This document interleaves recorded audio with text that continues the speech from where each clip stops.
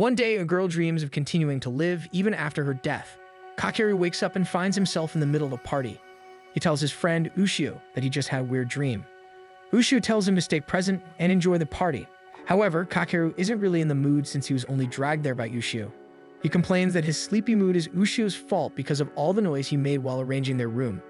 Ushio laughs good-naturedly and apologizes for making Kakeru put up with him. Kakeru sighs as he studies the people in front of him. Suddenly, the group begins clapping and singing happy birthday. He gives them all a disgusted look and Ushio questions him about it. Kakeru responds that the way everyone is acting is disgusting. When Ushio checks to see what he means, he notices several guys comedically trying to impress some of the girls in the room. Some people laugh at their antics and Ushio joins in. He also finds it amusing that Kakeru seems so appalled by everything. Still, he knows Kakeru is simply being honest and isn't actually a bad person. He tells Kakeru that everyone in the room is just trying to make new friends. Suddenly, one of the guys calls for everyone's attention. He announces that he has something important to say and asks a girl named Yuko to stand up. Yuko cautiously rises and the guy immediately confesses, then asks if they could start dating. The crowd begins cheering for her to accept, but Yuko bows apologetically, saying that he isn't her type. The guy stares at her in disbelief, so she repeats herself, causing the room to burst into laughter at her blunt rejection. Ushio laughs and tries to get Kakeru to react as well. Kakeru refuses, saying he already dislikes attention seekers like that guy. Ushio reasons that everyone is simply hoping for a fresh start now that they're in college. Kakeru insists that he isn't the type who enjoys that sort of drama and prefers a calm life. He even admits that if Ushio hadn't dragged him, he never would have attended the welcome party. Since Kakeru says he prefers calm, Ushio invites him to sit at the table where Yuko and her friend Koharu are eating. Kakeru observes them from afar and notices how pretty they both are, making him think approaching them is a bad idea. Unfortunately, Ushio is already dragging him out of his seat. The two of them stop in front of the girls and Ushio shamelessly asks if they can join them. Kakeru quietly tries to convince him to leave, but Ushio insists they'll be fine. After sitting down, the two boys introduce themselves as roommates. The girls politely introduce themselves in return, and Kakeru notices how refined and distant Koharu seems. He then realizes that Koharu appears to be staring past him, so he turns around to see what she's looking at. He doesn't notice anything unusual. When he looks back, he realizes she's actually feeling around the table for something. Yuko notices and gently tells Koharu that her drink is right in front of her. After finding her glass, Koharu thanks Yuko and takes a drink. Finding the interaction unusual, Ushio asks if Koharu has poor eyesight. Koharu calmly confirms that she's actually blind. After the party, some of the other students decide to continue partying somewhere else. Yuko quietly tells Kakeru that several of the guys left their table the moment they found out Koharu was blind. Since none of the four want to stay out too late, they decide to walk home together. As Kakeru trails behind the group, he gazes up at the moon and realizes that Koharu can't see it. He can't help but think that if he suddenly lost his eyesight, he would never be as optimistic as Koharu. Curious, Ushio asks Koharu why she attended the welcome party. She happily answers that she wanted the new experience. Kakeru quietly thinks it's a strange reason. Yuko moves beside Kakeru, making him worry since Koharu had been relying on Yuko to guide her earlier. Yuko assures him that Koharu will be fine. Curious, Kakeru asks if she and Koharu have been friends for a long time. Yuko admits they only met at the entrance ceremony.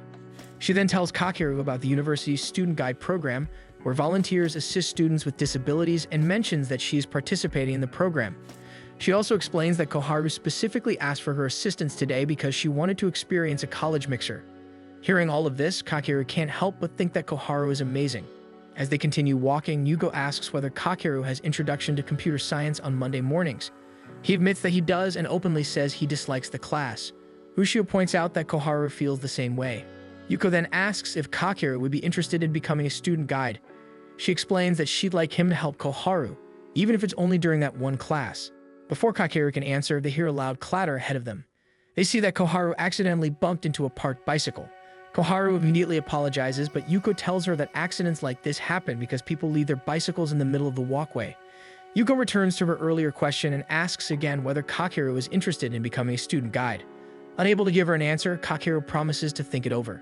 Yuko then asks for his contact information. After saving his number, she cheerfully tells him she'll be counting on him to take care of Koharu. As they continue their walk, Kakeru quietly thinks about the situation he's being pushed into. He wanted to refuse because he's never been good at making friends. Growing up, he constantly had to move from place to place after his mother's divorce. Over time, he learned that standing out often brought resentment from others. Because of that, he chose to stay inside his own little bubble. Eventually, the group arrives at Koharu's apartment complex and is surprised by how large the building is. They are just about to leave her at the entrance when loud crackling sounds suddenly echo across the sky. Ushio quickly spots the source and realizes that fireworks are being set off near the university. Koharu immediately becomes excited and tries to move toward where Ushio and Yuko are standing. Unfortunately, she loses her balance and begins falling. Luckily, Kakeru catches her before she can fall. Realizing what just happened, Koharu quietly comments that Kakeru's hands are very warm. She apologizes for causing trouble, but Kakeru brushes it off. He gently guides her over to where Ushio and Yuko are standing, but by the time they arrive, the fireworks have already ended. Koharu smiles and says that although she can't see fireworks, she still likes them. She hopes that someday she'll be able to set off fireworks together with her friends. Kakeru finds that wish a little strange since she won't be able to see them. When Monday arrives, Kakeru reluctantly drags himself to class. As soon as he enters the classroom, he notices Koharu already sitting inside, quietly reading a braille book. He deliberately chooses a seat in a column away. Just then, he receives a message from Yuko reminding him to take care of Koharu. He feels like being a student guide is a burden, but he glances over to check on her. She doesn't seem to have noticed that he's there. When she turns a page, her bookmark slips out of the book and falls to the floor without her realizing it. After a short debate with himself, Kakeru decides to pick up the bookmark. He quietly greets her, but she doesn't notice him. He tries again a little louder, and this time she reacts. He can tell she still isn't sure if he's talking to her, so he says her name. Koharu guesses that it's him, admitting she's only identifying him by his voice. She explains that it was easier because his voice falls in the fa range instead of the do range where most people's voices are. Kakeru wonders if that means she has perfect pitch. In response, Koharu pretends to play an invisible piano and explains that she's been playing since she was little. Feeling awkward, Kakeru tries to hand her the bookmark back. However, she only gives him a confused expression. He gently places it against her fingers and explains that she dropped it. Finally understanding, she thanks him for being so kind. The professor enters the classroom and Kakeru quickly returns to his seat. As class drags on, Kakeru's eyes wander back to Koharu. He notices that instead of writing with a notebook, she's using a braille typewriter to take notes. When class ends, Kakeru packs up his things and realizes he may have been wrong for assuming Koharu lived a difficult life. He's about to leave when he hears something metallic hit the floor. Looking over, he sees Koharu searching for her white cane, which has rolled a few steps away. He glances around and realizes everyone else has already left the classroom. He silently scolds himself for hesitating and hoping someone else would help her instead. At the same time, a small part of him is relieved that no one is around to see him helping her. He tells Koharu that he'll pick it up before handing her the cane. Koharu says that maybe she should tie a bell to it. Kakeru points out that the bell would stop making noise once the cane stopped rolling. Realizing he's right, Koharu lets out a small laugh at her own silly idea. Later, the two head toward the elevator and discover they both have some free time. Koharu mentions that Yuko messaged her earlier to say she'd be busy today. Sensing that Kakeru might be curious, she offers to show him how she uses messaging apps despite being blind. They stop in front of a vending machine and Kakeru offers to help her buy a drink. However, Koharu insists she can handle this part herself and confidently presses one of the buttons. Curious, Kakeru asks how she knew which drink to pick when she couldn't see the choices. Koharu explains that this is her personal vending machine. Kakeru jokingly asks if her family owns a vending machine company. Understanding the joke, Koharu giggles and admits she's surprised he can make jokes like that. Kakeru wonders if he comes across as someone too gloomy to joke around. She laughs again, leaving Kakeru confused about what she found funny this time. Once she calms down, she explains that this is simply the vending machine she uses most often, so she already knows exactly which button to press for her favorite drink. If she uses an unfamiliar vending machine, she might accidentally buy canned red bean soup instead of milk tea. Kakeru comments that it actually sounds kind of fun before quickly apologizing. Koharu doesn't seem offended at all and even admits that the unexpected surprises can sometimes be enjoyable. Still, dealing with them every day would be troublesome, so she usually sticks to the vending machine she already knows. She also shares that Yuko once explained every button on this particular machine so she'd know where everything was. Kakeru asks if that means she memorized every single button. Koharu smiles and admits that she only memorized the buttons for milk tea and sugar. The conversation makes Kakeru realize how easy it is to forget that she's blind whenever they talk normally. After finding a place to sit, Koharu opens her smartphone and demonstrates the screen reader she uses to read messages aloud. She explains how the different taps and gestures work to navigate her phone. As for typing messages, she usually relies on voice input, though she admits it often creates typos. She also mentions that she and Ushio have already exchanged contact information. Smiling, Koharu tells Kakeru that blind people generally live lives that aren't all that different from everyone else. Kakeru finds the way she says it strangely disarming. Unlike her, he still finds it difficult to tell people that he grew up in a single-parent household. A wall seems to exist between them, though he knows it's mostly one he's created himself. He reminds himself that all he really has to do is listen to what she says and respond naturally.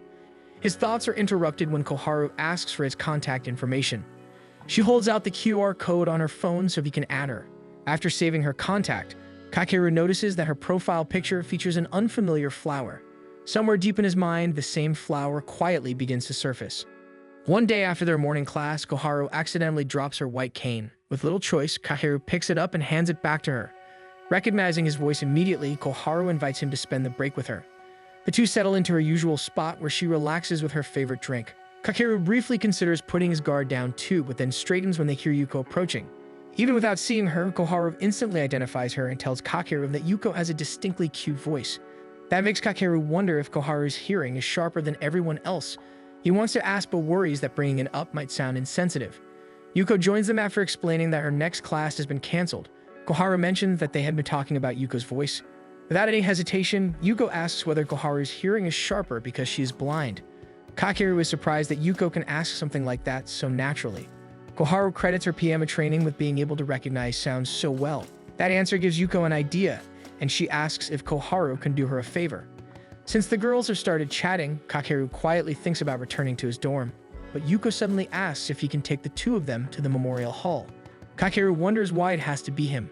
Yuko explains that there is a jazz concert coming up, and she promised to inspect the equipment beforehand. Meanwhile, Koharu has agreed to check whether the piano is still in good condition. The problem is that the memorial hall is located inside of Kakeru's dormitory, and only residents can access it on days without events. Since Kakeru is the only resident they know who is free, he's their only option. He glances at Koharu before agreeing. The three of them head toward the dormitory together. Along the way, Yuko suddenly receives a phone call. After telling the caller she will be there shortly, she apologizes to Koharu and Kakeru. She asks Koharu to take care of checking the piano before hurrying off, leaving Kakeru staring after her in disbelief. Feeling like he has no other choice, Kakeru escorts Koharu to the memorial hall. Once inside, he helps her find the piano bench before opening the curtains to let more light into the room. The moment Koharu presses the first key, she immediately recognizes that it is a grand piano. She explains that grand pianos feel different when you play them. Curious, Kakeru asks how she can play despite being blind. Koharu explains that as long as she's memorized a piece, she can usually perform it without any problems. However, she explains that it is harder now that she has lost her sight. She also mentions that many of her habits from when she could still see have stuck with her even after losing her sight. Rather than feeling bitter about losing her sight, Koharu says she is simply grateful that she was able to see the world before it happened. Kakeru thinks about complimenting her outlook but hesitates, fearing it might come off as rude. Meanwhile, Koharu admits she is a little nervous about playing in front of him. Even so, she gathers her courage and begins. As the melody fills the room, she gradually relaxes and lets herself become absorbed in the music. Listening quietly, Kakeru feels as though he has been transported to the middle of the ocean. He realizes just how much he enjoys listening to Koharu play. When the final note fades away, Koharu nervously asks what he thought of her performance. Kakeru considers his answer before saying that Baksh really wrote incredible music. Koharu immediately starts giggling. Trying to continue the joke, Kakeru names another famous composer, only for Koharu to laugh even harder and explain that the piece was not written by any of those artists. He keeps guessing until Koharu finally reveals that the piece was actually written by a Japanese pianist. She explains that she performed it in a competition back in the 5th grade, though she played it at a slower tempo then. Kakeru tells her the performance was beautiful and says it is amazing that she was able to play something so difficult at such a young age. Smiling happily, Koharu thanks him before asking if she can play a little longer, to which he agrees. Later, when it is finally time to leave, Koharu thanks Kakeru for bringing her to the piano. She also thanks him for picking up her white cane. Then she shyly admits that she had actually hoped he would be the one to pick it up today because she wanted an excuse to have tea with him. The problem was that she had not known how to get his attention and had been unsure whether calling out his name across the room would bother him. Kakeru points out that they are already connected through a messaging app, so she could have simply sent him a message. Koharu's face instantly brightens. She happily takes his suggestion as an invitation to talk to him more often and eagerly promises that she will message him next time. As she cheerfully begins crossing the street, Kakeru watches her from behind, surprised by how cheerful her voice sounded when he told her she could message him. During a lecture, the professor explains a psychological phenomenon called the suspension bridge effect, where repeated exposure to someone can eventually develop into romantic feelings. Hearing that, Kakeru wonders whether he could somehow fall in love with Ushio. He immediately dismisses the idea as impossible, but admits that they have been getting along well as roommates. After class, Kakeru steps outside the building when his phone suddenly rings. He notices he has received a message from Koharu. He hurries across campus toward the Meiji Maru, the large sailing ship permanently displayed at the university as a cultural landmark. Most students barely pay any attention to it anymore.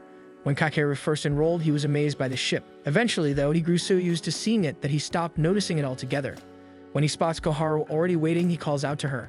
The moment she hears his voice, she smiles brightly. For some reason, seeing that smile makes Kakeru's heart skip a beat. He convinces himself it is just because of the lecture from earlier. After calming himself down, he asks why she is suddenly interested in visiting the ship. Koharu excitedly explains that she has always wanted to explore it. Unfortunately, the entrance is normally blocked by a metal gate. Judging from Kakeru's lack of enthusiasm, she senses that he is not particularly interested, so she tries to persuade him. She points out that it is a rare opportunity to explore a ship dating back to the Meiji era. Once they graduate, they may never get another chance. She says it could become a fun little adventure for the two of them. Looking at the ship, Kakeru realizes he would have simply seen the locked gate and walked away without ever wondering if there was another way inside. Once again, he is amazed by Koharu's determination to find possibilities. Wanting to indulge her excitement, he agrees to go. The moment they step aboard, Kakeru is surprised by how beautifully preserved everything is. As they explore the ship, he carefully guides Koharu through each area, describing every room and explaining how everything is laid out. Eventually, they reach the main deck. Kakeru helps Koharu find her footing before she carefully walks toward the railing so she can feel the breeze. The cool wind brushes against her face, making her feel as though she is truly sailing across the sea. She then asks Kakeru to describe everything around them. Wanting to get the details right, Kakeru quickly looks up the proper names of the ship's parts. To their right, the ocean stretches far into the distance. To their left, the university campus comes into view with rows of trees gently swaying in the wind. Koharu smiles as she imagines the scenery. She quietly says it must be a breathtaking sight before thanking Kakeru for describing it to her. Kakeru thanks her as well, admitting that he unexpectedly enjoyed the experience. As they begin walking back, Koharu suddenly remembers something she has always wanted to try. She turns toward the wind once more and slowly spreads her arms.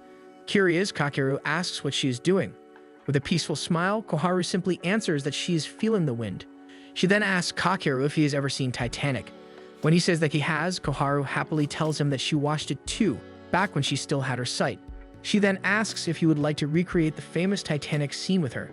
Kakeru immediately feels embarrassed and asks if she is sure she wants to do it there instead of at the bow of the ship.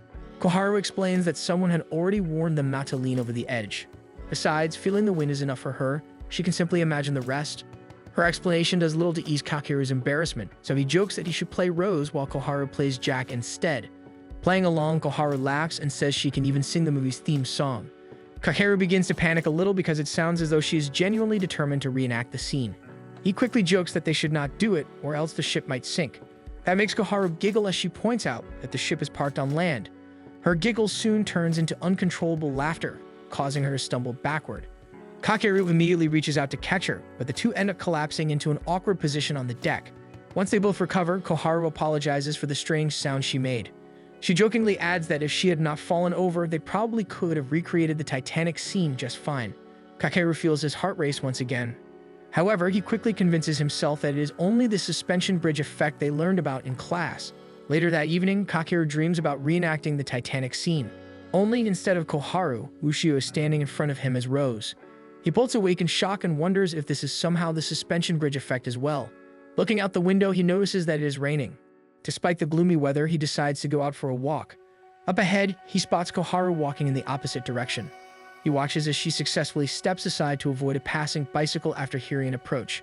However, the strong gusts of wind make it difficult for her to keep hold of her umbrella. Seeing her struggle, Kakeru immediately runs toward her while calling out her name. Kakeru explains that he was simply out for a walk and was surprised to run into her. Koharu does not seem eager to explain why she is outside in the rain. Instead, Kakeru gently takes hold of her umbrella and offers to carry it for her the rest of the way. Koharu smiles before quietly saying that Kakeru is a very kind person. The two continue walking together in comfortable silence. As they approach the campus, Kakeru suggests cutting through the main grounds since it will lead them directly to her classroom. Before they reach the gate, however, Koharu suddenly stops walking. She nervously asks if they can start calling each other by their first names. The unexpected request catches Kakeru completely off guard. Koharu quickly explains that she feels they have become close enough to be a little more familiar with one another. Kakeru thinks for a moment before suggesting that maybe a nickname would be easier. Koharu suggests her own nickname, but it sounds far too intimate for Kakeru. Just then, he notices rain hitting Koharu's face and adjusts the umbrella so it covers her better. Koharu reaches out and feels along his arm. She quickly realizes that his sleeve is completely soaked. Stepping closer, she moves beneath the umbrella so they can both stay dry. Since she is standing close to him now, she reaches over to his other arm and discovers that it is wet as well. With a small smile, Koharu tells him that he is free to keep calling her by her surname. In return, however, she asks if she can call him by his first name. Though still feeling nervous, Kakeru agrees. Koharu beams with happiness at the compromise and cheerfully invites him to continue walking with her. One morning, Kakeru and Koharu are by the vending machine as usual. However, Koharu notices that the machine won't accept her usual drink. Seeing her predicament, Kakeru offers to press a button for her. Rather than accepting his help, Koharu presses a random button. She tells Kakeru that she's decided to be a little adventurous today. Once again, Kakeru is caught off guard by her decision. He heads over to their usual table on the terrace and realizes that spending time there with Koharu has quietly become part of his daily routine. A few moments later, Koharu arrives with her drink, though something about it seemed to bother her. Holding the cup with both hands, she cautiously takes a sip, but she's overwhelmed by the fizz. Koharu quickly admits that she can't handle carbonated drinks. Not wanting the drink to go to waste, she asks if Kakeru would mind finishing it for her. He agrees and takes the cup, but can't help wondering whether it's really okay to drink from it. Since he already promised, he decides not to overthink it and finishes the drink. After throwing away the empty cup, he suddenly hears Ushio and Yuko calling out to them.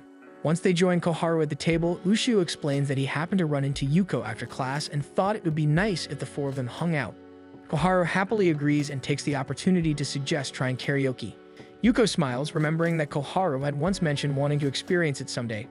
Ushio immediately supports the idea, pointing out that karaoke places also serve food. As the two of them begin searching for a nearby location, Kakeru quietly dreads his position. Yuko sings first, and her performance earns enthusiastic praise from both Koharu and Ushio.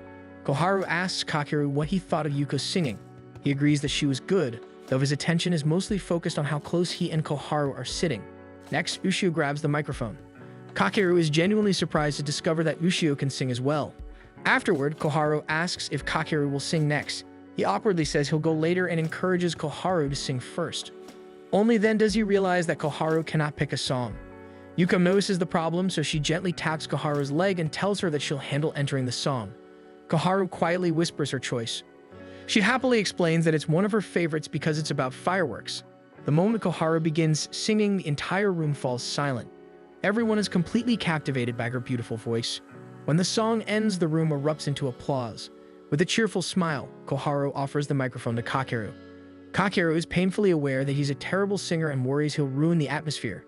He tries to decline, but Koharu insists that he sing. Having no choice, Kakeru picks something simple. Unfortunately, it turns out to be a love song. The moment he starts singing, he realizes he's even worse than he remembered. Seeing him struggle, Ushio and Yuko begin playing the tambourine and other instruments to cheer him on. Then Koharu quietly whispers that she knows the song too. She softly joins him, and hearing her gentle voice calms Kakeru's nerves. He stops worrying about how bad he sounds and simply enjoys singing together with everyone. As he relaxes, he notices the painting on the wall. The following week, Kakeru and Koharu are at their usual spot. After sitting in silence for a while, Koharu quietly asks if he's still there. Kakeru jokes that he's been concealing his presence. The silly answer makes the atmosphere feel lighter. Koharu returns to reading her book while Kakeru simply enjoys sitting near her. He never expected the two of them to become such compatible friends. He's grateful that he's able to joke around and genuinely enjoy spending time with her. Curious, he asks what she's reading. Koharu simply lifts the book and says that the title is written on the cover. Kakeru smiles and reminds her that he can't read Braille. She laughs before telling him that it's the Diary of Anne. Kakeru pretends to know about it, making Koharu visibly excited. A second later, he admits that he's actually never read it. Kakeru asks whether she likes the book. She happily says there's a lot to like about it. Reading it encourages her to keep doing her best, and there's one passage that she loves. She explains that reading Braille gradually became easier the more she practiced. While audiobooks are an option, she still enjoys physically feeling the pages. Koharu then offers him the book so he can try reading it himself. Kakeru flips through the pages, pretending to examine them. Eventually, he notices the bookmark and asks what's written on it. Koharu smiles and says she made it herself. She hopes that someday Kakeru will learn Braille so he'll be able to read the message written on it. Kakeru jokingly promises to read it once he becomes interested in learning Braille. His answer makes Koharu pout. A moment later, she asks whether Kakeru likes fireworks. He points out that she's already asked him that before. Then he tells her that his hometown is Shimonoseki, where one of Japan's most famous fireworks festivals is held. He remembers going there with his parents when he was little. Unfortunately, because he was so short and the crowds were enormous, he barely managed to see any of the fireworks. The ending of his story makes Koharu laugh since she had been expecting something much more touching. Kakeru explains that the huge crowds are understandable since it's considered one of Japan's best fireworks festivals. Koharu quietly says she'd love to experience it herself someday. Kakeru warns her that it'll be packed with people. However, Koharu says that's part of the charm of fireworks festivals. She explains that fireworks are so beautiful they make countless people stop at the same time and look up at the sky together. Listening to her makes him wonder what the world looks like through her eyes. No matter how much time they spend together, she never stops surprising him. His attention returns to the bookmark and he asks how she made it. Koharu explains that she used a special braille printer. As Kakeru traces the raised dots with his fingers, he wonders how blind people are able to distinguish them so naturally. Without warning, Koharu asks if Kakeru has ever made a list of things he'd like to do before he leaves the world. After thinking for a moment, he mentions that he'd like to win the lottery and spend every day reading at home. Then he realizes that's less of a bucket list and more of a wish. Koharu quietly replies that anyone can leave this world at any time. Her sudden comment surprises Kakeru. Just then, a strong gust of wind blows across the terrace. Kakeru immediately chases after it, but the wind sends it sailing beyond the roof of the neighboring building. Unable to retrieve it, he returns to the table looking dejected. He apologizes, explaining that the bookmark was blown away. She tells him not to worry because she already knows what's written on it. Then, as if nothing had happened, she asks Kakeru if he knows about the Fireworks Research Society at their university. On campus, there's a boat docking area known as the Pond, which Kakeru assumes exists because of the university's navigation program. Kakeru finds himself accompanying Koharu there. He tells himself he's only doing it because he still feels guilty about losing her bookmark. As they walk toward the building, Koharu mentions that she doesn't always want to rely on Yuko. Right now, Yuko should be working her part-time job at a cafe. Koharu smiles as she says Yuko is very charming, especially because she always smells faintly of coffee. When they finally arrive, Koharu asks Kakeru to describe the building. Kakeru tells her that it's amazing, not mentioning how rundown it looks, which amuses Koharu. Becoming more serious, Kakeru says the place looks more like a warehouse.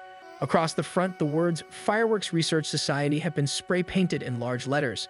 Beside the entrance sits a collection of iron cylinders of various sizes.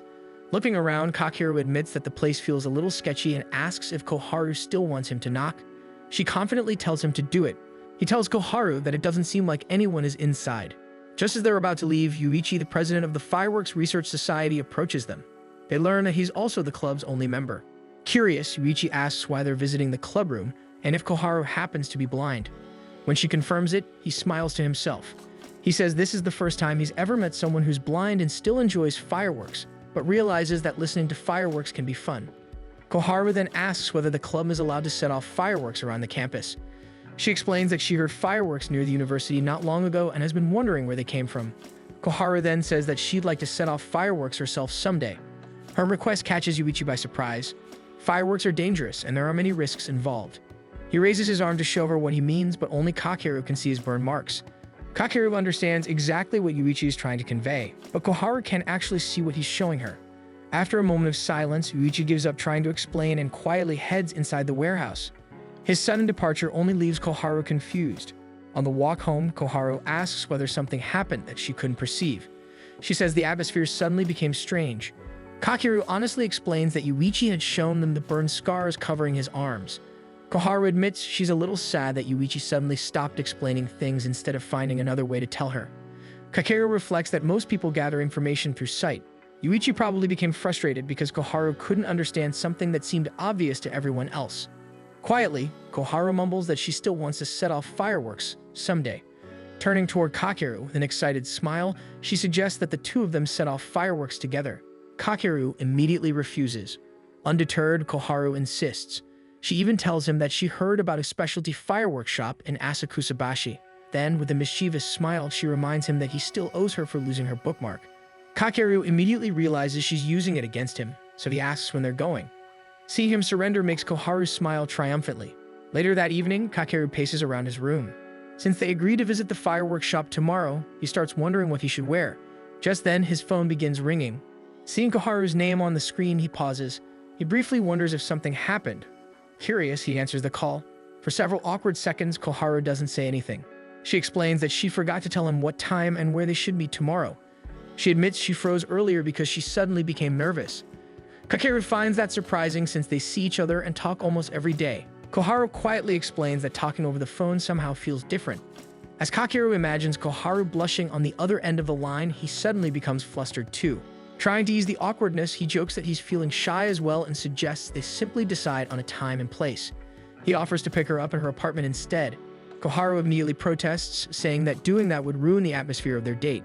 Realizing what she just said, he tries to correct her that they are not going on a date, they are just shopping. However, Koharu says that doing something like that is exactly what people call a date.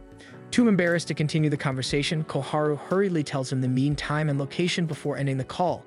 The moment the call ends, he collapses onto his bed and buries his face in his hands, unable to stop himself from blushing. One morning, when Kakeru leaves the shower, Ushio shocks him by asking a question right away. Ushio is curious about Kakeru's date with Koharu, but Kakeru feels like he's low-key making fun of him. Kakeru tries to explain that it isn't a date. He even extends the invite to Ushio, who begins calling him a chicken. Ushio eventually stops and announces that he'll be leaving for his part-time job in a bit. However, before he goes, he asks if Kakeru wants to date Koharu. Kakeru admits he hasn't thought about it much and still doesn't know how to deal with her blindness or how to talk to her naturally. Kakeru realizes his wording and explains that he means he has no idea how to be with her normally. He begins pointing out that he isn't sure if he should be careful with what he says or how he moves around her. Ushio tells him that he should just ask Koharu, reasoning that she might feel uneasy if Kakeru is too accommodating toward her. Later, before he heads to their meeting spot, he decides to eat some fried chicken. At the bridge, he sees Koharu and announces his arrival so she'll know he is next to her. When he asks if she's been waiting a while, she pretends to be offended and says that she's been waiting for him for 2 hours. She then smiles and decides they should be on their way. He points in the direction of the station, but Koharu questions the direction. Kakeru realizes his mistake and mentions that it's to their left. As they begin walking, he realizes that with other people, he could just point towards something and they will understand. He then remembers what Ushio asked him that morning. He had always assumed that dating a blind person might be hard, so when he met Koharu, he never considered her as a possible romantic partner. He knows his thoughts might be rude, but he also knows he isn't kind enough to date someone like Koharu. Koharu suddenly mentions how excited she is and skips a few paces ahead, which shocks Kakeru. Koharu tells him that she can skip because it's like skipping with her eyes closed. Kakeru suddenly laughs and thinks to himself that if it were him, he wouldn't have the courage to do it. Kakeru had chosen the subway because he thought it would be the easiest way to get to their destination. He helps Koharu move to the priority area so people won't push her. Koharu giggles a little and mentions how much of a gentleman he is for leading her to a less crowded area. Kakeru feels his face burn at being caught. He then decides to ask why Koharu is so set on setting off fireworks, even when she cannot see them. Koharu explains that fireworks aren't just a visual experience. She mentions that the sound, the smell, and people's reactions are all part of enjoying fireworks. She excitedly tells Kakeru to try closing his eyes the next time they see fireworks so he can experience them with his whole body. Kakeru mentions that he's happy just lighting sparklers, which makes Koharu suggest that they buy sparklers as well. She mentions that she used to light them with her family a lot. This makes Kakeru ask if her desire to set off fireworks is linked to a memory with her parents. She mentions that it isn't the case, and that she only got the urge after she lost her sight. She doesn't exactly know how to word it, so she says she just wants to try hard at something. During one stop, more people filter in, bumping into Kakeru and forcing him closer to Koharu. Koharu hears him struggling and asks if it has gotten more crowded. Kakeru tries to hide that it has, but Koharu can tell and happily thanks him for protecting her. They arrive at their stop, but Kakeru admits that the train ride has made him tired. They continue, but Kakeru is so focused on checking the directions that he doesn't notice someone about to collide with Koharu until she nearly falls backward. Kakeru manages to catch her in time and gets angry when the man simply continues walking. He's about to pick a fight, but Koharu pulls on his sleeve and insists that she is fine. Kakeru doesn't want to excuse the man's behavior, but Koharu reasons that he must have been in a hurry. She tells Kakeru to calm down because she can tell he is angry from his tone. Kakeru decides to let it go when notices that Koharu is a little shaken, so he suggests they sit at a cafe for now. They end up at a nearby cafe, which coincidentally happens to be the one where Yuko is working. To their surprise, she ends up being their assigned server. Yuko looks at the two of them curiously and teases Kakeru about it. Not wanting to get embarrassed, Kakeru stiffly places his order, reminding Yuko that she is on the clock. She quickly notes everything down and asks why they are out today. Kakeru tells her that Koharu wants to set off some fireworks. Yuko gets excited about the idea, so Koharu invites her to join them when they eventually set them off. They then ask Kakeru when would be a good time to do it. Kakeru is shocked that they suddenly put him on the spot. Koharu then proudly proclaims that today will be the day they buy the most spectacular fireworks, and that they don't need to worry about the budget because her family corporation will cover it. When Kakeru and Yuko look at her in shock, she giggles. Yuko notices that Koharu has gotten comfortable around Kakeru. Koharu wonders if they really do come off as close because she always assumed that Kakeru had a stern face. However, Yuko mentions that Kakeru looks happy today. This makes Koharu happy and she asks Kakeru if she can feel his face to help her see it. Kakeru gets embarrassed and urges her to order instead. He then realizes that she cannot see the menu and begins reading what's available. Yuko interjects that the iced milk tea is very popular. Kakeru looks at the picture and wonders out loud if Koharu can finish such a tall glass. He realizes that she won't be able to tell how big it is because she can't see the picture. Yuko notices the issue and tells Koharu that the hot milk tea comes in a regular size, so Koharu tells Yuko that she'll take the hot milk tea instead. Their order arrives and Yuko leaves them to serve other customers. As Kakeru prepares to eat, he tells Koharu that her drink is in front of her. Koharu carefully holds the cup and takes a sip, shocked by how hot it is. She sticks out her tongue cutely and mentions that it still tastes good. Kakeru blushes. Even if they can't make eye contact, he sometimes feels like their gazes meet. Kakeru notices that she didn't order any food, so he offers some of his bread to her and she teases him, asking if that means he's going to feed her, which he immediately refuses. Still, he worries that she hasn't had any lunch yet. Koharu admits that she actually doesn't like it when people watch her eat. Kakeru remarks that a lot of girls seem to be conscious about that, which makes her smile because it shows that Kakeru sees her as a normal girl. Kakeru is mildly taken aback by how bright her smile is. He hastily starts scarfing down his meal. He then decides to ask Koharu what being blind is like. Koharu thinks about what to say, which makes Kakeru think she's uncomfortable answering.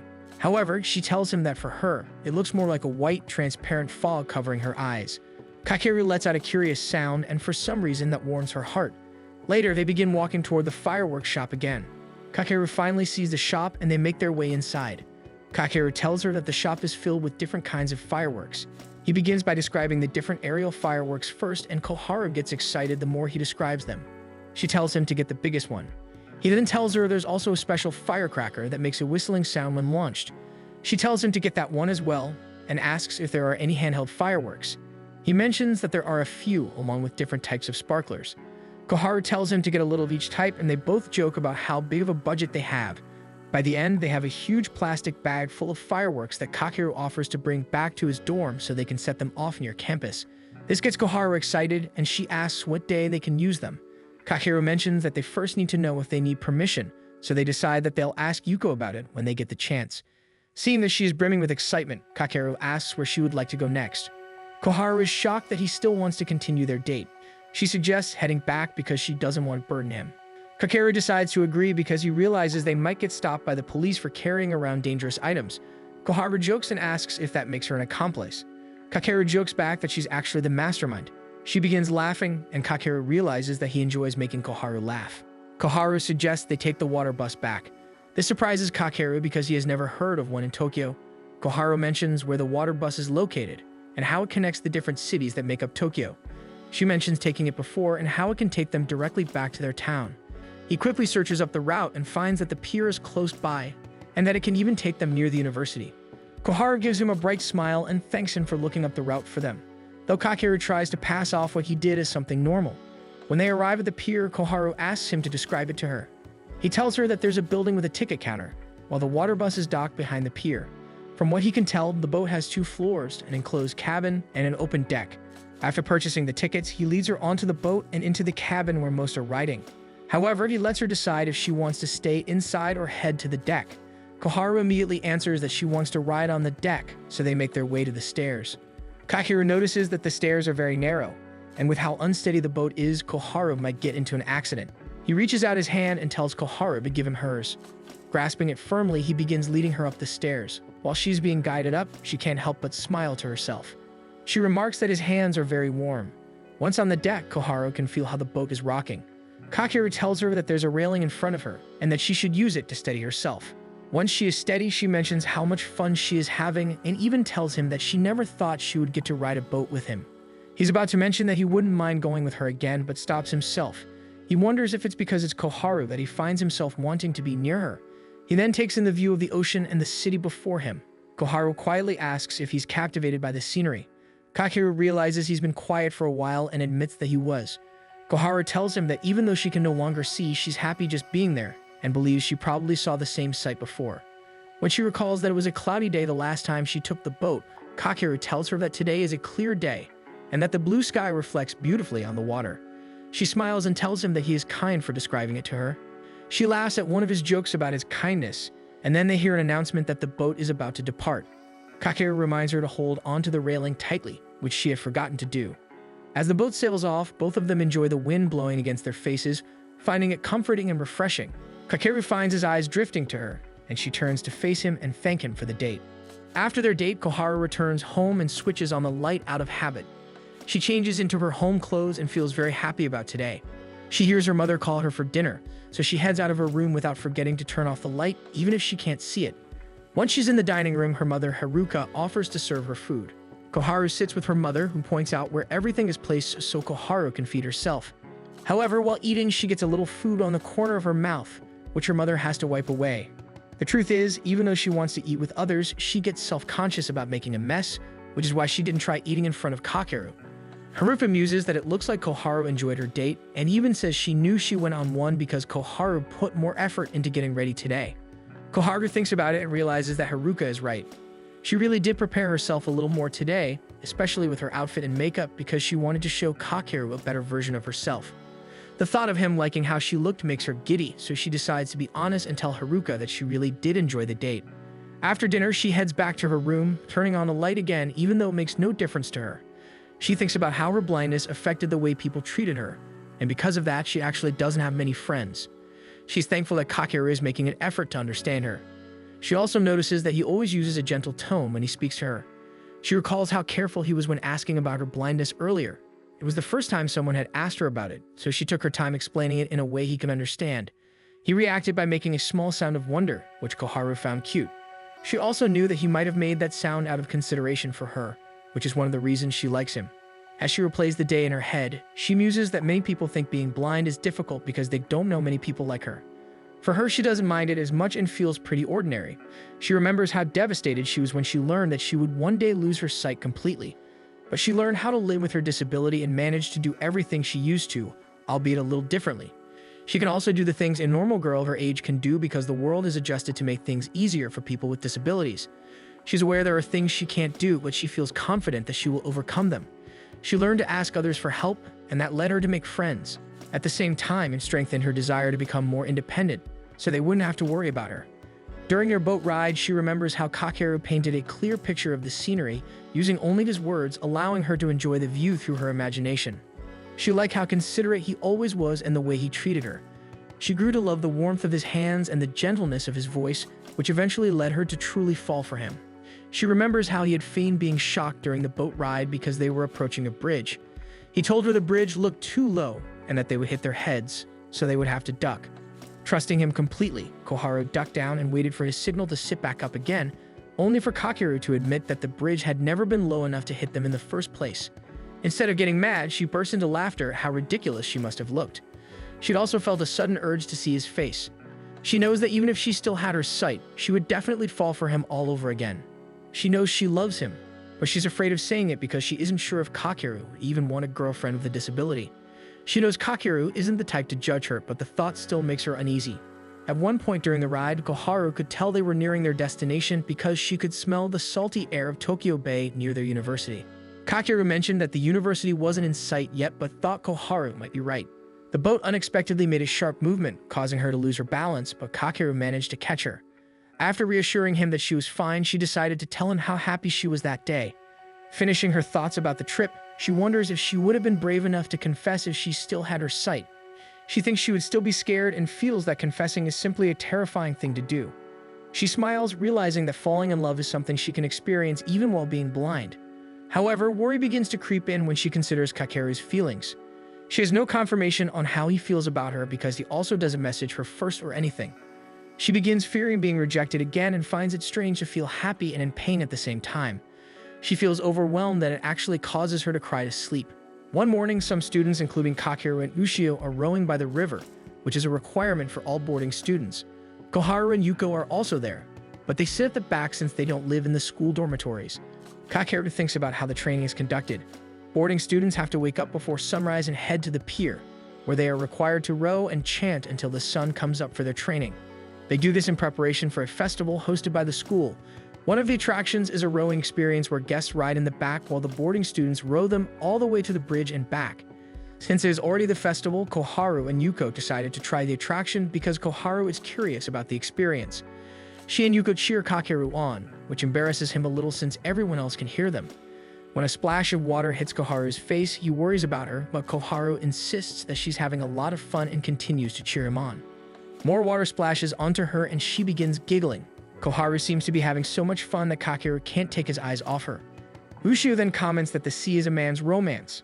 Suddenly, the girls feel the boat pick up speed because the guys are putting more power into their rowing. Kakeru comments that once the event is over, he wants to drop out, return to his hometown, and become a farmer. When Koharu looks upset about him leaving, Yuko tells her that Kakeru is only kidding. Yuko suddenly grows quiet, which Kakeru notices. He tries to ask her if she's alright, but she can hardly hear him over the boy's chants. He tries a few more times until she eventually admits that she isn't feeling well. Kakeru gets the teacher's attention to tell him that Yuko is seasick, so the boys are told to stop rowing for now so Yuko can recover. Ushio and Kakeru look back to check on the girls, with Ushio apologizing for getting too carried away. Koharu decides to mention that the festival will also have a fireworks show as a way to close the event. Yuko then asks Kakeru to take care of Koharu later since she has executive committee work to handle and Ushio also has to attend his part-time job. Kakeru is surprised by Ushio's energy since he can already tell they'll be sore later. Still, he tells Koharu to wait for him on the terrace afterwards so he can keep her company until Yuko is done with her duties. He then reminds her that they still need to set off the fireworks they bought. Koharu suddenly remembers their fireworks and mentions that if she had known about how the festival would close, she wouldn't have bought so many. When the boat suddenly rocks, Yuko gets startled, causing everyone to laugh at her reaction. After rowing, Kakeru begins making his way to the terrace to meet up with Koharu. He feels extremely fatigued and his entire body is aching from rowing the boat all morning. However, despite how tired he is, he finds himself looking forward to spending some time with Koharu. He mildly wonders when he started feeling happy about seeing her. He finds her in their usual spot, already drinking her favorite drink, and he feels his heart leap at the sight. He approaches her and announces his arrival, apologizing for making her wait. When he offers to get her another drink, they suddenly hear Yuko's voice hosting something on the main stage. However, Koharu gets anxious and asks if Kakeru is still there because she couldn't hear him again. She pouts when he makes a joke about it, but they both break into fond laughter at each other's jokes. Kakeru mentions that Yuko is currently hosting something on stage while juggling her other committee duties. He says he finds her amazing since he could never take on so many roles. They begin talking about the Yukata contest, which is the last event of the festival today, and Koharu mentions wanting to wear one. She tells Kakeru that her mother used to wear one all the time with a complicated ornate obi to tie the whole look together. Kakeru suddenly suggests that Koharu should try entering the Yukata contest herself, even expressing confidence that she would win first place. However, her mood shifts to something more subdued as she asks if Kakeru would vote for her if she really did join. She tries her best to look at him seriously, making him answer honestly that he would definitely vote for her. Koharu then asks if he would still vote for her even if she were blind. At first, Kakeru says that whether she can see or not has nothing to do with the contest. However, he knows Koharu is bothered by something on a deeper level. He realizes she's worried about being judged because of her disability. So he adds that her blindness wouldn't affect his choice and that he would still vote for her. Koharu blushes and mentions that what he said sounded almost like a confession. A blush creeps onto Kakeru's face as he tries to deny confessing to her. His panicked state makes Koharu laugh and he accidentally blurts out that he loves it. Luckily, Koharu doesn't catch most of what he says and he manages to cover it up by suddenly mentioning how much she loves fireworks, hoping to shift their conversation. Koharu smiles and mentions how excited she is to light their own fireworks soon. They begin talking about how the fireworks they bought are now sadly gathering dust in a corner of Kakeru's room. Koharu mentions that the school should have told them about the fireworks show as early as the entrance ceremony, which makes Kakeru pretend to make an announcement about it, emphasizing how ridiculous it would have sounded if they had brought it up that early. They laugh for a bit before noticing that it seems like it will rain soon due to the shift of the wind. They hear Yuko announce the winners of the Yukata contest, and while listening to the results, Kakeru notices a raindrop hit him. Koharu also notices that she can smell the rain. The rain then pours down heavily, causing several students to run for shelter. Koharu and Kakeru hide under the steps so they won't get soaked while Yuko announces that the fireworks show has been cancelled due to the weather. Kakeru notices that Koharu has started sneezing and is probably cold. He knows he should probably take her back to her apartment, but he doesn't want their time together to end just yet. He suggests that they rest at his dorm instead and drapes his jacket over her so she'll have some protection from the rain. Finally, he asks if he can hold her hand so he can guide her there and make sure she doesn't slip on the damp road. She agrees, and they begin walking toward his dorm. Arriving at Kakeru's dorm, he guides Koharu to his bed so she can sit on it, and he lends her a towel so she can dry off from the rain. The two begin trying to get as dry as possible, and Koharu asks if any part of her dress looks damp to him. To help him see, she pulls her hair aside. Kakeru grows embarrassed because his gaze lands on her neck instead of her clothes. He refocuses and notices that her clothes are slightly transparent now, but he decides not to tell her since he thinks she might feel embarrassed. Instead, he covers her shoulders with another towel and tells her not to worry about her dress because nothing is showing. He settles himself down on the floor and tries to calm his heart. He feels nervous because this is the first time he has had a girl in his room, even if he was the one who invited her here first. To break the ice, Koharu asks if this is his room and if the bed she is sitting on is his. When Kakeru gives his confirmation, she gets happy and decides to lie on it, unaware of how her skirt fluttered due to her movement. Kakeru quickly points out that her skirt is at a weird angle, which causes her to sit upright again and cover her legs. Though he reassures her that he did not see anything, it still causes Koharu to tease him. When she expresses disappointment, Kakeru assumes she was talking about something else and gets embarrassed when she actually means that she is sad that the fireworks show did not happen. He reassures her that there will be another one next year since it's apparently a tradition in the school to have one during the festival. Koharu mentions wanting to join the club so she can play a part in setting off fireworks, though she is sure someone like her wouldn't be allowed. So Kakeru offers to join the club with her. She feels relieved and hears that the rain doesn't sound too violent, so she asks Kakeru if the rain is starting to ease up. Kakeru looks out the window and true enough, the rain is lighter.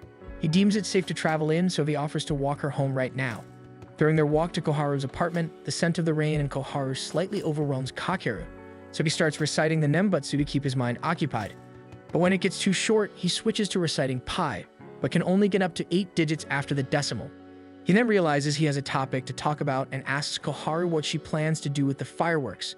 They decide that they should set them off on the evening of a summer night since Koharu has no issues leaving her home after dark.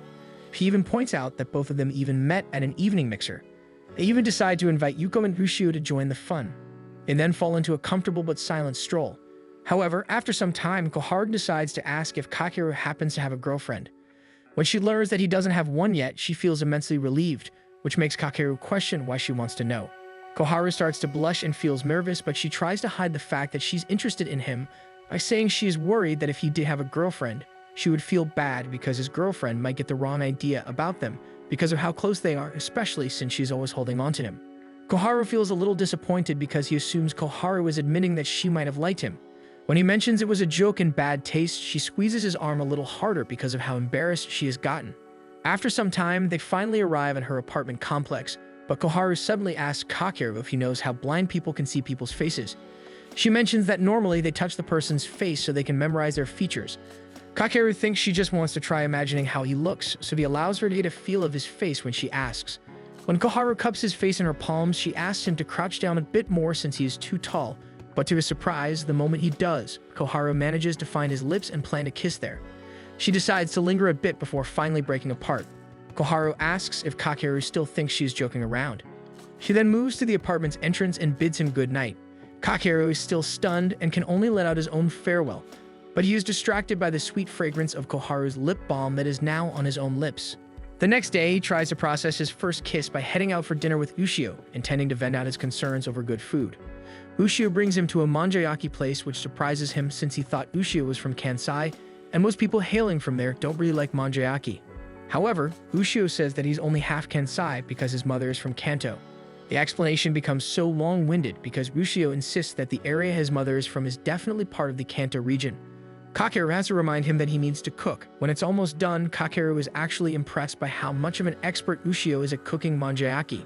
He then sees a glimpse of Yuko through the window and is surprised when she actually enters the restaurant. Ushio even coaxes her over and she joins them as if she were invited to have dinner with them this entire time. Kakeru tries to ask Ushio for an explanation, but Ushio decides that Kakeru will eventually figure it out without his help. Yuko sees how comfortable Ushio is preparing manjayaki and repeats the same question Kakeru asked earlier. As if part of a skit, Ushio gives the same explanation to Yuko, who eventually starts laughing due to how serious he sounds as he explains how he is part Kansai and part Kanto. When the food is ready, the group starts to eat and are amazed at how well the manjayaki turned out. While eating, Yuko asks where Kakeru is from, and that begins a conversation about some unusual cuisine from that area. Apparently, in Kakeru's hometown, it was common for a household to use a roof tile to cook noodles on. Ushio even shows Yuko a picture, while Kakeru explains how it conducts heat very well. Yuko believes them until both boys begin laughing, making her realize that they were just joking about it. As they continue eating, Kakeru can't help but feel uneasy. Originally, he went out with Ushio so he could talk about his problem with Koharu, but now that Yuko is there, he has no idea how to bring it up. He decides to continue stuffing his face so he can stop thinking about it and keep himself preoccupied, even if his friends warn him about eating too much. By the time the food is cleared, Ushio is the one to bring up Koharu into the conversation, but at this point, Kakeru is too full to talk. He asks for some tea to help salve his stomach. When his drink arrives, he takes large gulps until he realizes it's too bitter to be his order. The waitress realizes she gave him an alcoholic beverage and takes it away from him. Kakeru begins to feel weird, and it is clear to Ushio and Yuko that the alcohol is starting to hit Kakeru due to how dazed and out of it he looks. Kakeru even begins laughing out of nowhere, making his friends think that he might not be able to relay his problems to them properly. However, Kakeru insists that he can still talk and even wants to talk about Koharu. Ushio decides to let him, believing that it might be a good thing that Kakeru is tipsy. He tries to steer the conversation in the right direction by asking Kakeru how things progress with Koharu. For some reason, Kakeru suddenly becomes completely serious as he tells Yuko and Ushio his story. At the end of it, he tells them that Koharu kissed him, which gets different reactions from his friends. Yuko in particular is upset that Kakeru didn't initiate it. Yuko insists that Kakeru should have at least been the one to confess or should have made a move when he had the opportunity to do so. This starts an argument between her and Kakeru, who wants to be more considerate of Koharu's blindness, though Yuko takes it as an insult. Eventually, Ushio tells them both to calm down, but it causes everyone to look at their table, forcing Ushio to apologize. When things settled, he tells Kakeru to continue his explanation. Kakeru calms himself down and explains that he thinks because Koharu cannot see, he imagines that she might have felt afraid. He gets this feeling that if he suddenly touched her, she might react in a shocked manner, which is the last reaction he wants from her. Suddenly, Yuko starts laughing really hard. She apologizes to Kakeru for misunderstanding him, but then calls him too innocent for his age, which causes even Ushio to start laughing at him. When Kakeru accuses them of making fun of him, they insist that they aren't, but they still continue laughing out loud, which makes Kakeru annoyed at both of them. Eventually, they manage to stop laughing, and Yuko is curious as to why Kakeru suddenly grew interested in Koharu. At first, she teases that it must be physical attraction, pointing out that Koharu is very beautiful and has a great figure. Despite saying he won't share, he admits that he really admires Koharu because she is always optimistic. He shares that he tried putting himself in her shoes and tells them he probably wouldn't be too happy about his situation at all. To cite an example, he brings up his parents' divorce and how deeply it affected him. He also started to worry about how people perceived him because he came from a broken family, and that caused him to have a negative opinion of his life ahead. However, in Koharu's case, despite her disabilities, she's able to live more freely than he does, so he thinks that she's amazing that way. He mentions that spending time with Koharu made him realize that he can be happy as long as he changes his mindset. Yuko mentions she understands and also thinks Koharu is amazing. She tells them that despite Koharu being blind, she never made it a reason not to show up. Unlike Koharu, Yuko admits that she sometimes misses class just because she feels tired. So after hearing Kakeru's admiration for Koharu, she feels like she understands him more because she also likes Koharu's straightforwardness and optimism. Kakeru takes in Yuko's words and realizes that Koharu's way of living really does touch people in unexplainable ways, making him love her even more. Ushio tells Kakeru that he should just confess, but he and Yuko can tell he still seems hesitant about it. So they try to tease him enough to get him to agree to finally confess. It works and he swears he will confess to her. Seeing that he is willing to do almost anything they say while he is tipsy, Yuko tells him that he should practice confessing to Koharu, and that she'll even record a video for reference. For some reason, he decides the idea makes perfect sense and he stands up and loudly tells everyone to listen to him. Seeing that everyone has their eyes on him, he decides to push through with his confession since it's too late to back down. He starts by announcing his name, which he stumbles on. He doesn't realize it until Ushio and Yuko point it out. He feels embarrassed and tries again. This time, he manages to go through his name and loudly confesses that he loves Koharu. After that, he exclaims to everyone that he would really like to date her, which causes everyone to cheer him on, with some tables even teasing him. When he settles back down, Yuko cheekily admits that she already sent his confession to Koharu. At first, it doesn't register that she actually did that until he sees that Koharu had checked the video file Yuko had sent. When it dawns on him that he confessed in such an embarrassing manner, he begins rolling in his seat in disbelief as Yuko and Ushio laugh at him, though they tell him they are sure Koharu would respond positively. Still, he swears that he will personally hold the two of them accountable if Koharu ends up rejecting him. The next day, Kakeru waits for Koharu in their usual spot. He was hoping to see her because she hadn't responded to any of his messages since yesterday. One day, Kakeru walks past the bridge where he usually meets Koharu when they go out, but then walks back after seeing she isn't there. It's been a week since he had last heard from her, so he goes through his days in college as usual, just like before he ever met Koharu. The silence now sounds loud despite the usual chatter of the many students scattered across campus as he moves through his days in silence.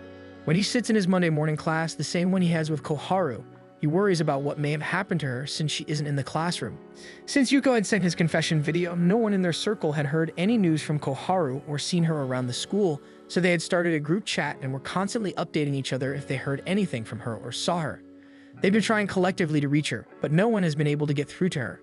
After class, he goes to the terrace they usually hang out in and finds that she is not there. He tries calling her, but still no one picks up her phone. He decides to do their usual routine even without her. He thinks of those days they spent together and how they would spend a lot of it here talking about anything mundane and even throwing jokes at each other. As he takes a sip of his drink, he remembers that Koharu cannot drink carbonated soda, and for some reason, it makes him miss her, especially her voice and laughter. He catches himself falling for her again. He decides to check his phone and notices that his last message wasn't even seen by her. He wonders if Koharu finally decided to block him, and that causes his heart to suddenly clench, making him mildly wonder if this is what heartbreak feels like. However, he has this sickening feeling that something worse has occurred, so he really wants to see Koharu and confirm for himself that she's doing okay. The last time he felt this way was when his father had walked out of their lives without a trace. He feels bad about it because it feels like someone is playing God and taking away the people he holds dear to him. While he is deep in thought, he hears Yuko greet him, but her voice carries some sort of weight. When he looks at her, he notices she has deep bags under her eyes. Yuko tries to keep a smile on her face, though she explains she isn't as strong as people perceive her to be, and she is probably just as fragile as any ordinary girl her age. Noticing that Kakeru is not with Koharu, she can guess that this means no one from their group has gotten any word from Koharu yet. She wonders if it's because of the video she sent. She realizes only now that it wasn't very nice of her to make fun of someone's confession, and feels guilty that she might be the reason Koharu decided to avoid them. Kakeru gives her a kind smile and realizes that Yuko isn't used to people disappearing on her, so the guilt is probably heavier on her end. In his case, he is in shock but admits to himself that the pain of losing someone is immense, and he really wants to see Koharu again. He decides to lighten the mood between them and talk about classes and requirements, even promising to treat Yuko to some drinks if she manages to get him some notes. In the middle of their conversation, they hear Ushio shout out and see him running towards them. When he reaches them, he looks like he's run a marathon. When he catches his breath, he shares that he had just seen Koharu walk into a very large hospital in another town, so he had rushed back to let them know. This shocks Kakeru, and he worries that his hunch about Koharu having a problem might be right. He and Yuko decide that they should head to the location right away. Unfortunately, Ushio is unable to go due to having a class soon, but the two race forward regardless. As they run towards the location, Yuko trips and notices that she has a wound on her foot. She tells Kakeru to go on without her, and she'll just catch up since she does not want to slow him down. Kakeru decides to jog ahead, aware that he might miss the chance if they delay things even further. Eventually, he breaks into a run since the location of the hospital is all the way in a different town from their university. He passes several cars and streets, not daring to stop for a break since every second counts at the moment. As he reaches the bridge, he wonders when the last time was that he ran so desperately. He feels relief when he sees the hospital in sight. When he runs in, he looks around and finds a person at the front desk who might be able to help him. He goes to the counter and tries to catch his breath. In between gulps of air, he asks if Koharu is possibly checked in as a patient in the hospital. However, the lady tells him they cannot disclose any information about their patients. Kakeru begs her to make an exception and explains that he cannot reach her and is worried for her safety. He is aware he is being unreasonable, but he desperately wants to know what's been going on with Koharu since he has no way of contacting her. A male attendant seems to notice that his coworker seems distressed, and Kakeru realizes he is out of line. He decides to leave the front desk and wander around the hospital for any sign of her. He already knows that none of the staff would be willing to help him since he has no blood relation to Koharu. He notices that patients are being called in for their consultation turn, so he decides to wait and see if Koharu's name would be called for her turn. To his disappointment, it seems like they only call out the patient's number. As he sits and tries to think of his next move, he suddenly gets a message from Yuko informing him that she had just arrived at the hospital. She arrives inside moments later and admits she managed to make it here by taking a taxi the rest of the way. They both discuss how the counter isn't of any use to them due to the hospital's policies, so they really need to search for Koharu on their own. Yuko decides to check on the hospital's old building first, leaving Kakeru to weave through the main one. Kakeru looks up at the directory and wonders which ward Koharu would most likely be in. He decides to head up to the ophthalmology ward and begins looking around for her there, but so far he can't see her in the hall or in any of the rooms. Since she isn't there, he decides to try other floors and tries to carefully look at each ward. Still, he cannot find her despite his thorough search. He eventually reaches what seems to be a garden on one of the roofs. He notices that Yuko hasn't reached out to him for any updates either and worries that their search might end up fruitless after all. He reaches the other end of the garden and enters the building, and the moment he does, he hears the faint notes of a piano.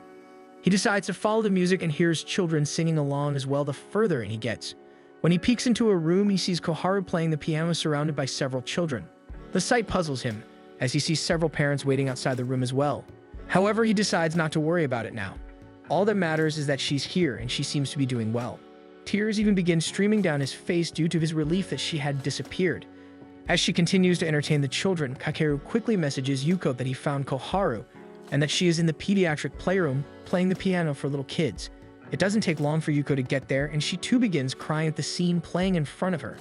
She feels immensely relieved that Koharu is okay. The both of them only watch from the window of the door.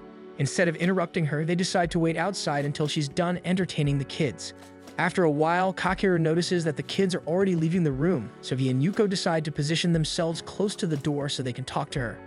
When Kakeru sees Koharu leaving, he feels taken aback for a moment and worries about what he would say. She walks right past him, and in a panic, he calls out her name.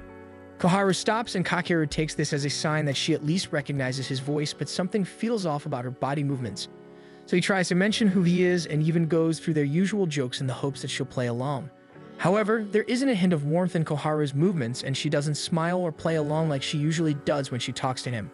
Instead, she just agrees to talk to him and even seems fearful about it. The trio head to the garden so they can speak in a more comfortable setting, and it seems like Koharu is resistant to receiving any help from either of them. Kakeru notices, and this worries him. When they find a bench where they could talk, Kakeru tries to speak first, but has no idea how to progress the conversation. Yuko tries to hold Koharu's hands and express her worry, but then Koharu flinches away and asks if she knows them from somewhere. Kakeru gets a memory of when he had asked her what it was like to be blind. It looked like she was hesitant to answer, but it turned out she was just finding the right way to describe it. He remembers that she had described it as being like seen through a white veil or fog. The conversation didn't stop there as she bravely answered his next question. It turned out to be one about when she had started losing her sight, and she told him it started when she was a third-year middle school student. Apparently, it was a gradual decline of her sight due to the treatment she received from her cancer. While she is cured, the chemotherapy had robbed her of her sight. At that moment, Koharu had decided to bear everything to him. So she told him about her cancer and her blindness. For the first time, she felt she had found someone she could speak the truth to. She told Kakeru how the doctor found a small tumor on her brain. At first, she didn't think it would be too hard to cure because she only had a few treatments where she had to sleep in a big machine. When she was declared cured, she thought that would be the end of it. For a few years, she was okay, but then they discovered that her cancer had metastasized. It had even spread to her retina, and she was given the option to either remove her eyeballs or keep them and undergo surgery and chemotherapy. She had decided to keep them and underwent the surgery so she could start her treatment. She had told Kakeru how difficult it was to go through chemotherapy because it also stopped the regeneration of her good cells. The medicine that was pumped into her made her feel sick, and she had almost no appetite, causing her to refuse meals. There were days it was painful, and she had a hard time getting around without feeling weak or uncomfortable, though she remained determined to get better. At one point, while she was brushing her hair, she noticed her strands falling off in huge amounts. She eventually lost all of her hair and soon found herself finding it difficult to sleep, so her mind always felt foggy from the insomnia. Her memory was also getting jumbled. One day, she even found herself not knowing she was in the hospital. Thanks for watching, and don't forget to subscribe to see what happens next.